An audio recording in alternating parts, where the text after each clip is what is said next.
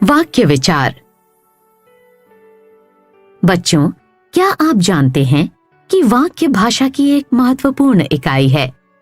वर्णों के मेल से शब्द और शब्दों या पदों के मेल से वाक्य बनता है, परंतु वाक्य में प्रयुक्त शब्दों का एक व्यवस्थित क्रम तथा निश्चित अर्थ होता है।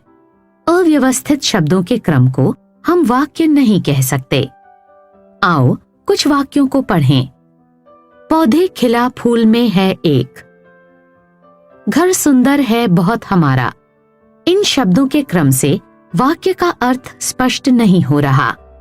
ये शब्द समूह तभी एक सार्थक वाक्य बनाते हैं जब इन शब्दों को एक निश्चित तथा व्यवस्थित क्रम में रखा जाता है।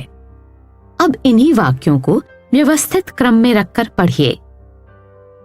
पौधे में एक फूल खिला है, हमारा घर बहुत सुंदर है। तो बच्चों, वाक्य क्या है? शब्दों के व्यवस्थित तथा सार्थक समूह को वाक्य कहते हैं।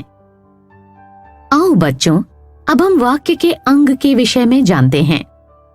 वाक्य के दो अंग होते हैं, उद्देश्य, विधेय।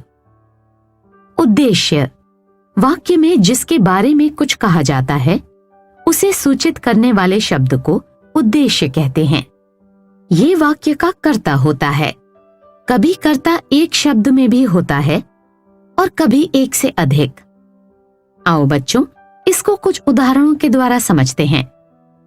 माली पौधों में पानी डाल रहा है, छोटा लड़का गेंद से खेल रहा है।